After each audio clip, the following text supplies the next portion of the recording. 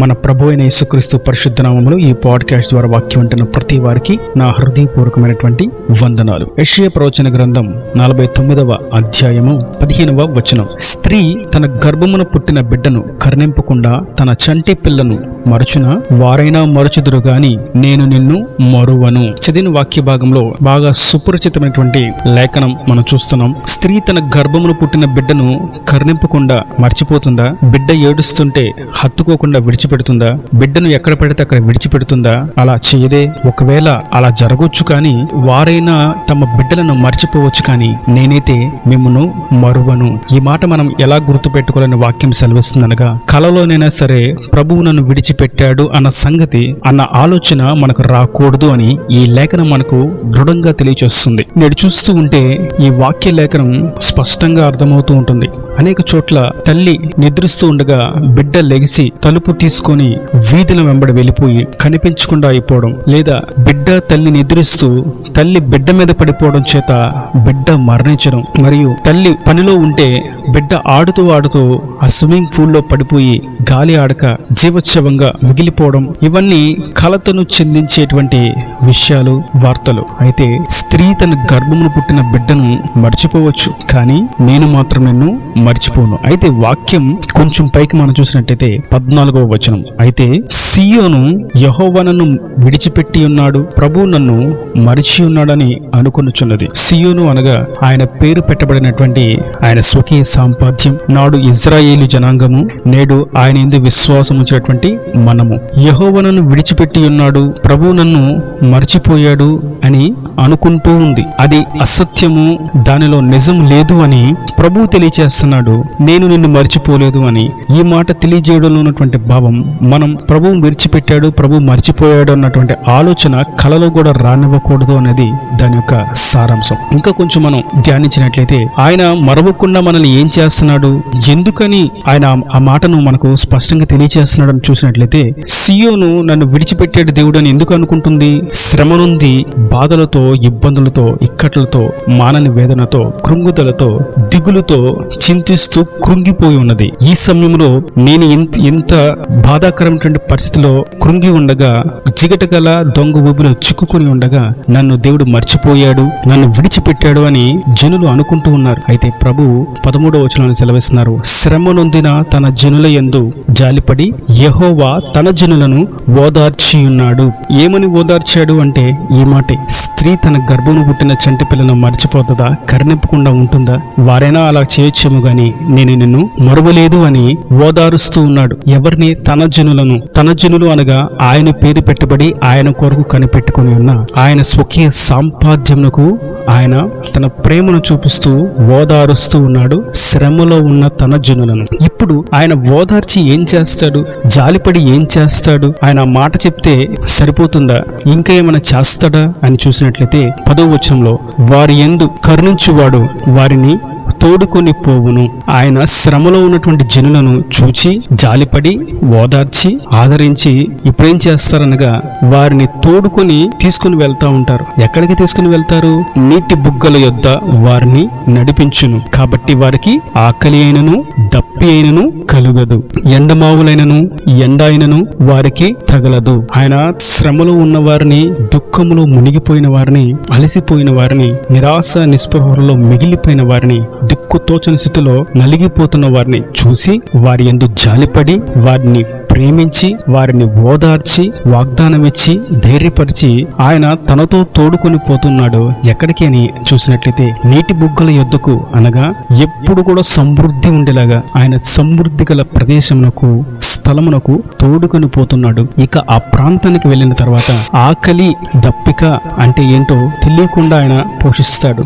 దాని అర్థం సమృద్ధిగా ఆహారం ఉన్నప్పుడు ఆకలి వేసినప్పుడే తినాలి, దాహమైనప్పుడే తాగాలి అని కాదు, కానీ సమృద్ధిగా చుట్టూ ఉన్నది గనక ఏ సమయం కావాల్సి వస్తే ఆ సమయమున దేవుడు వారిని పోషిస్తాడు. ఇంకా దీన్ని మనం లోతుగా అర్థం చేసుకోవాలంటే, ఆయన ఆకలి దప్పులు లేకుండా, అసలు ఆకలి అంటే ఏంటో తెలియకుండానే, ఆకలి వేయకముందే ఆహారాన్ని సమృద్ధిగా మనకు పెట్టడం, దప్పిక అంటే తెలియకుండానే దాహం అవక ముందే దప్పికను తీర్చడం, ఇది భౌతికపరమైనటువంటి అర్థం. మరియు ఆత్మ సంబంధంగా ఆయన వారిని ఉన్నతమైనటువంటి ఉపదేశాలతో, శ్రేష్టమైనటువంటి ఈవులతో, ఆత్మ వరములతో, ఆత్మ ఫలములతో వారిని నింపి శ్రమలో ఉన్న వారికి గొప్ప ధైర్యాన్ని, సంతోషాన్ని కలుగు చేస్తాడు. ఆయన తోడుకొని పోతాడు. ఆయనే చెయ్యి పట్టి నడిపిస్తాడు. ఆయన చెయ్యి పట్టి నడిపిస్తూ తోడుకొని పోతూ ఉండగా ఎండాకాలం ఎండైనను, రాత్రి వెన్నెల దెబ్బైనను ఏదైనాను తగలకుండా ఆయన రెక్కల నీడలో భద్రపరుస్తాడు. హాని చేయాలనేటువంటి ప్రయత్నం చేస్తున్నటువంటి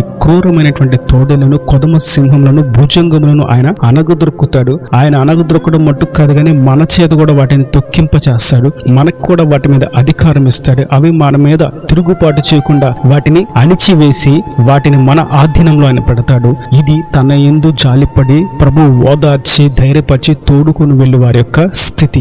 ఎందుకని ప్రభు ఎన్ని కార్యాలు వారి కొరకు చేస్తున్నాడు అనగా సియోను ప్రభు కొరకు కనిపెట్టుకుని ఉన్నది. తన జనుల యందు జాలిపడి అనగా ఆయనకు మాత్రమే వారు జనులై ఉన్నారు, మరెవ్వరికి జనులై లేరు. లోకంలో అన్ని బంధాలు, బాంధవ్యాలు, అన్ని సంబంధాలు కొంత మట్టుకే తోడుగా నిలుస్తాయి. కానీ తన జనులు ఎప్పుడు కూడా మనుషుల మీద వారి గురిని, లక్ష్యమును నిలుపక యెహోవా యందు మాత్రమే దృష్టిని నిలిపి గమ్యము ఆయనే అని ఎరిగి ఆయన మార్గమును నడుచుకుంటూ ఉన్నవారి కొరకు ఆయన చేస్తున్నటువంటి వాగ్దానం, శ్రమనందున నా జనుల యందు నేను జాలిపడుతున్నాను, నేనే దానిని ఓదారుస్తున్నాను, ఓదార్చి ధైర్యపరుస్తున్నాను, కనికరించి వారిని నేను తోడుకొని పోతున్నాను, సమృద్ధి కల ప్రాంతంలోకి నేను నడిపిస్తున్నాను, శ్రేష్టమైన ఈవులతో పోషిస్తాను అని ప్రభు స్పష్టంగా నేడు సెలవిస్తున్నారు. కనుక వాక్యం వింటున్నటువంటి నా దేవుని ప్రియులారా, నిన్ను మర్చిపోయారు మనుషులు అని, వారు మర్చిపోయారు, వీరు మర్చిపోయారు, నేను చేసిన మేలను మర్చిపోయారు, నేను చేసిన త్యాగాన్ని మర్చిపోయారు, నా పనిని మర్చిపోయారు,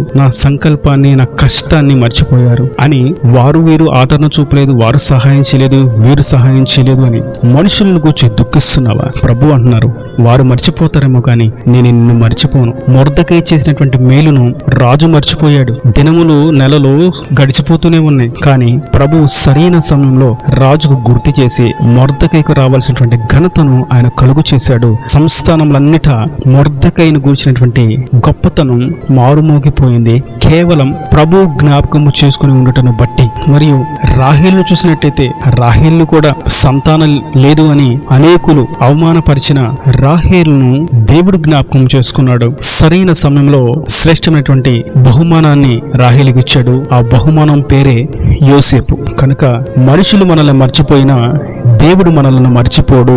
ఈ విషయం మనం ఎప్పుడు మర్చిపోకూడదు. ప్రభువు నన్ను మర్చిపోడు అన్న విషయాన్ని మనం ఎప్పుడు మర్చిపోకూడదు అని చెప్పకనే చెప్తూ వాక్యం ద్వారా ప్రభువు నేడు దృఢంగా మనందరికీ తెలియచేస్తున్నాడు. నేను నిన్ను మర్చిపోలేదు. తగిన సమయంలో నేను చేయవలసినటువంటి కార్యాన్ని త్వరపెట్టి నేను జరిగిస్తాను. జనులందరి ఎదుట నేను నిన్ను హత్తుకుని ఉన్నాను, నేను నీకు తోడుగా ఉన్నాను, నేను మాత్రమే నీకు సహాయము చేయగల శక్తిమంతుడను అని జనులందరూ గుర్తించినట్లుగా అనేకుల మధ్య నేను సాక్షిగా నిలబెట్టబోతున్నాను. మనుషులు మరిచారని, సంఘ కాపరులు మరిచారని, స్నేహితులు మరిచారని, తల్లిదండ్రులు మరిచారని, బిడ్డలు మరిచారని, బంధువులు మరిచారని, యాజమాన్యం మరిచిందని, లోకంలో ఉన్న వాటిని గురించి చింతించక వీరందరూ మర్చిపోయినా తగిన సమయంలో నేను చేసినటువంటి దానికి, నా మంచితనానికి, యథార్థతకు, నీతిమత్వమునకు ప్రభువు జ్ఞాపకంలో ఒక రోజు నాకు బహుమానము, ప్రతిఫలము దక్కుతుంది అన్న విషయాన్ని మీరు ఎల్లప్పుడూ జ్ఞాపకము చేసుకొని దేవుడి కొరకు విశ్వాసముతో, నిరీక్షణతో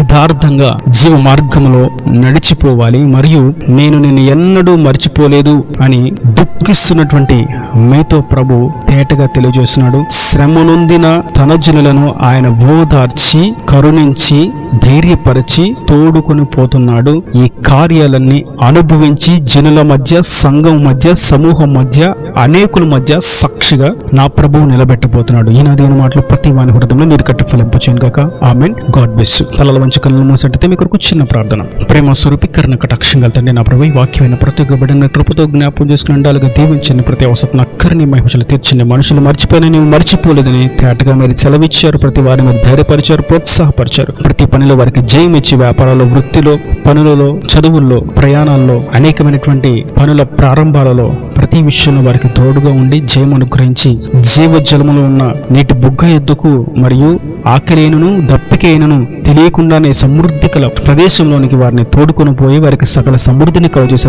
రాజుని సిద్ధపరచమని యేసు పరిశుద్ధులను ప్రార్థించి వేడుకుంటున్నాను తండ్రి. Amen, amen.